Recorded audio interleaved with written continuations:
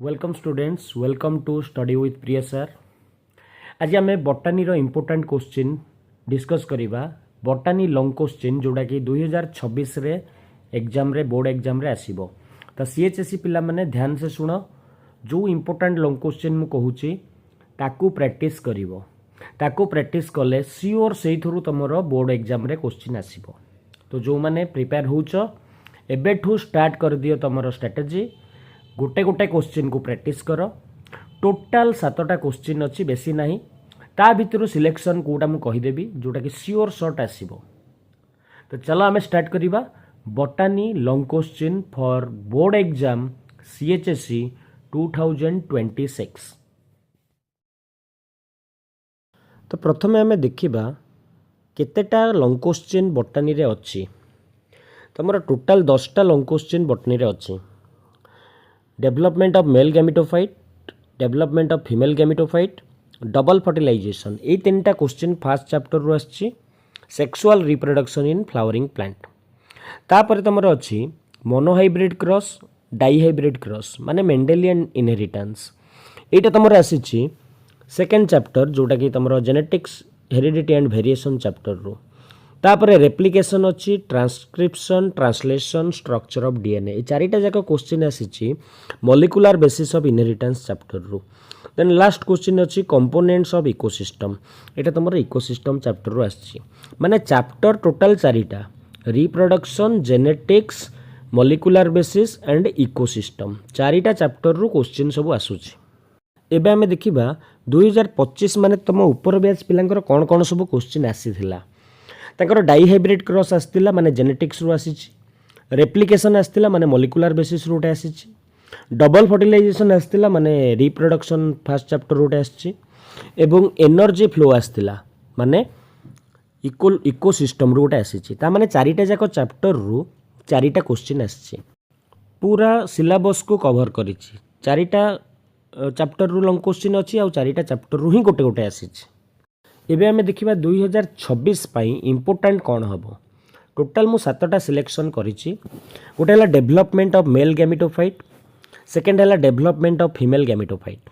तो प्रथम चैप्टर रु 2टी क्वेश्चन को प्रिपेयर करो, कारण प्रीवियस ईयर डबल फर्टिलाइजेशन आसी जाइथिला।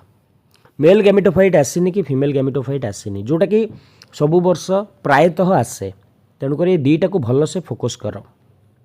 तापरे जेनेटिक्स चैप्टर यदि देखा ताले सिलेक्शन है मेंडेलियन इनहेरिटेंस माने मोनोहाइब्रिड क्रॉस। जेहेतु प्रीवियस ईयर डाइहाइब्रिड क्रॉस आसीथिला, तेणुकर एथरक मोनोहाइब्रिड क्रॉसटा आसीबार संभावना अधिक। मन रख जदि मेंडेलियन इनहेरिटेंस आसिला ताहले भी तुम मोनोहाइब्रिड क्रॉस विषय लिखिबो। ओके। तापरे जेनेटिक्स चैप्टर जदि आमे देखिबा, सॉरी मॉलिक्यूलर बेसिस जदि देखिबा ताले स्ट्रक्चर ऑफ डीएनए बहुत इंपोर्टेंट।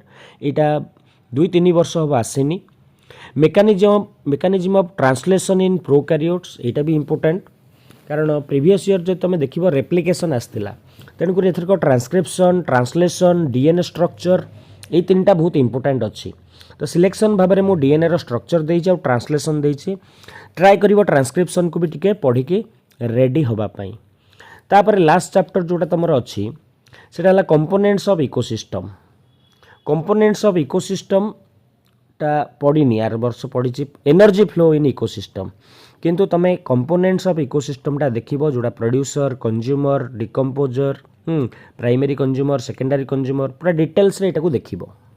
सॉरी मु 7टा क्वेश्चन कहि दिथिली, एक्चुअली 6टा क्वेश्चन ही तुम मात्र 2026 रे प्रिपरेशन करिवार अछि लॉन्ग क्वेश्चन पई। ता भितर पुनी तमे 2टा ही करिवो। ये 6टा रु 4टा पढ़िथिबो, तुमको करिवार अछि 2टा।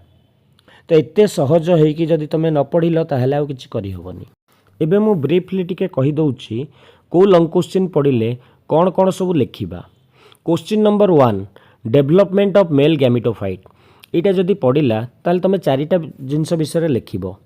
स्टामेन विषय लिखिबो नंबर 1, आंथर विषय लिखिबो नंबर 2, पोलेन ग्रेन विषय लिखिबो नंबर 3, माइक्रोस्पोरोजेनेसिस विषय लिखिबो नंबर 4 विथ डायग्राम।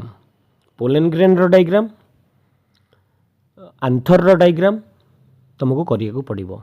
पोलेन रो वाल लेयर भी जो आमर अच्छी, सॉरी आंथर वाल लेयर अच्छी से डायग्राम भी करिया पड़ो स्टामेन भी डायग्राम करिया पड़ो सेकेंड क्वेश्चन है डेवलपमेंट ऑफ फीमेल गैमेटोफाइट यहाँ जदि पड़ा ताहले पिस्टिल विषय में लिख नंबर 1 मेगास्पोरोजेनेसिस विषय में लिख नंबर 2 ओव्यूल विषय में लिख नंबर 3 आउ एम्ब्रियो सैक विषय में लिख नंबर 4 डायग्राम ओव्यूल रहब पिस्टिल रहब आउ आमर जो अच्छी एम्ब्रियो सैक रो डायग्राम हम तापरे क्वेश्चन नंबर 3 मोनोहाइब्रिड क्रॉस जदि पड़ा मेंडेलकर 7 कंट्रास्टिंग कैरेक्टर्स लिख मोनोहाइब्रिड क्रॉस रो डेफिनेशन लिख क्रॉसटा करिवो जो डायग्रामटा अच्छे जीनोटाइप फिनोटाइप रेशियो लिख आ मेंडेल को विषय टिके लिख question number 4 structure of DNA जदि पड़ा ताले डीएनए रो डायग्राम करिवो double helix model salient features लिख डबल हेलिक्स मॉडल रो आउ न्यूक्लियोटाइड्स विषय टिके लिख तापरे जदि पड़ा mechanism of translation in prokaryotes ताले ट्रांसलेशन रो 5टा स्टेप को लिख डिटेल्स रे ट्रांसलेशन रो डेफिनेशन लिख लोकेशन लिख प्रोटीन सिंथेसिस कोठी हुए एवं जदि टाइम है डायग्राम भी तुम करिपरिबो तापरे जदि कंपोनेंट्स ऑफ इकोसिस्टम आसिला ताहले तुम इकोसिस्टम रो डेफिनेशन लिख what are the components of ecosystem गोटे लिस्ट करिवो तापरे प्रोड्यूसर कंज्यूमर और डिकम्पोजर को डिटेल रे एक्सप्लेन करिवो with diagram sorry with example जदि क्वेश्चन पड़ा एनर्जी फ्लो ताले डायग्राम करिवो तो एतिक थिला इंपोर्टेंट लॉन्ग क्वेश्चन 2026 पई याकू भल से प्रिपेयर कर एवं एग्जाम रे फुल मार्क आण लॉन्ग क्वेश्चन रे आगो को शॉर्ट नोट्स विषय रे मु वीडियो आनिबी रहिली